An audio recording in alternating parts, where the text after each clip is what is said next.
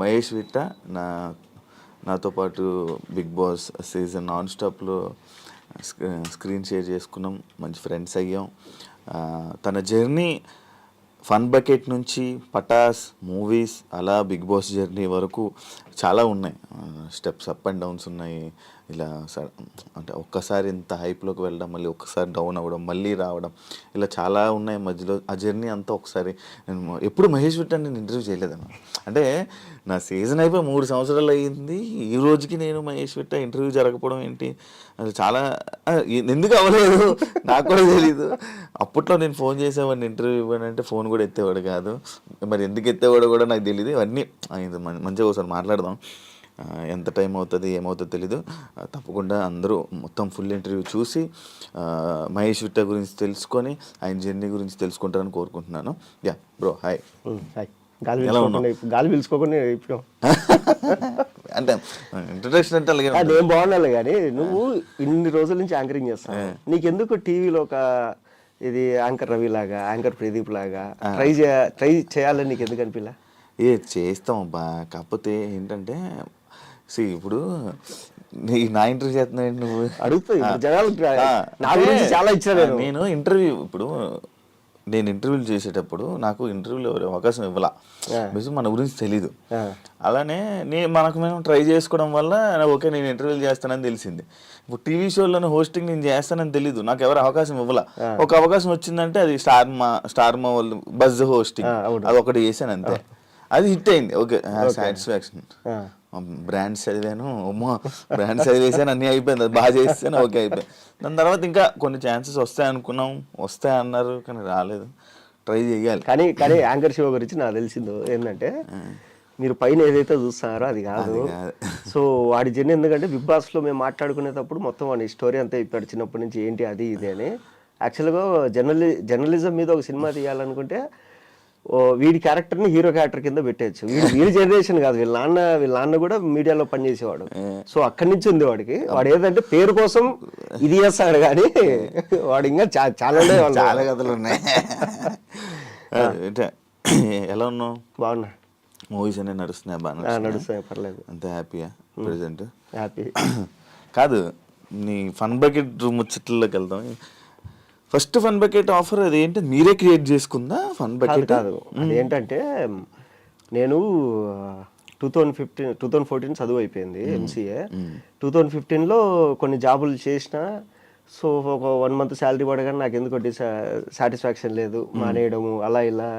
నాకు అర్థం కాలేదు ఏంటంటే అరే పొరపాటున ఇక్కడ ఇరుక్కొని పోతే నెక్స్ట్ ఇంకా సినిమాలకు దూరం అయిపోతామేమో. అంటే సినిమాల్లో ఉండే కష్టాలు మనకు తెలియదు కదా, ఇక్కడ మనం కృష్ణానగర్లో పడే కష్టాలు. సో ఐటీ చదువు అయిపోయింది, జాబ్ వచ్చేసింది, సింపుల్గా అయిపోయింది. సో పొరపాటున కష్టపడతామేమో, అక్కడికి వెళ్తే ఏమైనా క్లిక్ అవ్వచ్చు కదా, మనకు ఉంది కదా, అది ఇదని ఒకటి ఉండే డౌట్. సో అప్పుడు ఇంట్లో వాళ్ళని అడిగితే వాళ్ళు 1 year టైం ఇచ్చారు. నేనే అడిగాను, 1 year టైం ఇవ్వండి, నేను వెళ్తా కృష్ణానగర్కి, కింద మీద పడి కష్టపడతా, నేను క్లిక్ అవ్వలేదు అంటే మళ్ళీ వచ్చి జాబ్ చేసుకుంటా అనేసి చెప్పి సరే ఓకే అంటారు. అప్పుడు ఇక్కడికి వచ్చి నేను డైరెక్ట్ నువ్వు వెళ్ళి నేను అసిస్టెంట్ డైరెక్టర్ అంటే నీకు ఫస్ట్ పని రావాలి, మనకు పని రాదు, పని నేర్పించేవాడు అంత ఈజీగా దొరకడు. సో అప్పుడు నేను అనుకుంది ఏంటంటే ఈ ఆర్ట్ ఫిలిమ్స్కి ఇంటర్న్షిప్ వెళ్దాం.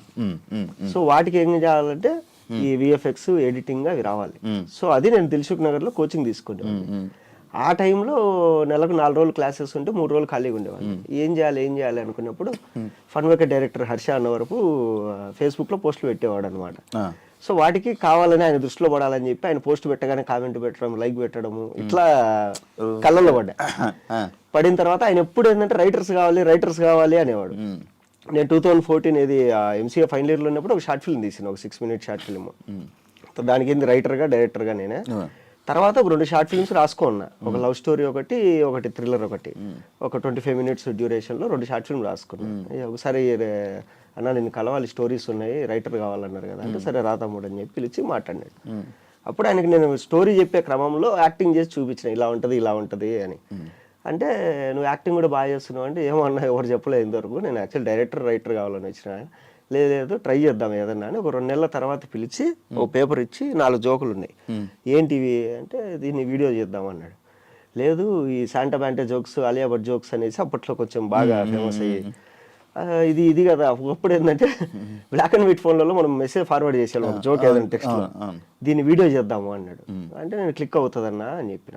ఎట్లా అంటే 2 నిమిషాల్లో 4 వీడియోలు 4 జోక్స్ అంటే ఇది బాగా క్లిక్ అవుతుంది, మనకు ఇప్పటిదాకా చూసుకోవడానికి ఏదో మూవీలో కామెడీ సీన్స్ జబర్దస్త్ తప్ప మనకు లేదు యూట్యూబ్లో, అందరు లవ్ స్టోరీలో తీస్తారు బాగుంటుంది ఇది అని. సరే ట్రై చేద్దామని చెప్పి జస్ట్ ట్రై చేసినాం అంతే. దానికి కూడా ఏంటంటే మా ఛానల్ ఎండి రవిశంకర్ గారు చెప్పింది ఓ 20 ఎపిసోడ్స్ పైలట్ తీయండి. పైలట్ ఏది నేను మినిమం డబ్బులు ఇస్తా, పైలట్ తీయండి, అది అప్లోడ్ చేద్దాం, అది క్లిక్ అయితే కంటిన్యూ చేద్దాం అన్నాడు. సో ఆయన పైలట్ షూటు డబ్బులు లేవు అన్నందుకు మా డైరెక్టర్ ఏం చేసిన అంటే అసిస్టెంట్ డైరెక్టర్లు 3 ఉండేవాళ్ళం. నేను, హర్ష కొమ్మన్ అనే ఒక అబ్బాయి, త్రిశూల్ అనే ఒక అబ్బాయి, మేము 3 అసిస్టెంట్ డైరెక్టర్లం. అప్పటికే మేమందరం ఒక్కొక్క షార్ట్ ఫిల్మ్ తీసేసుకున్నాము. అందులో హర్ష కొమ్మన్ అనే అబ్బాయి మూవీ స్టోరీస్ రాసుకుంటున్నాడు.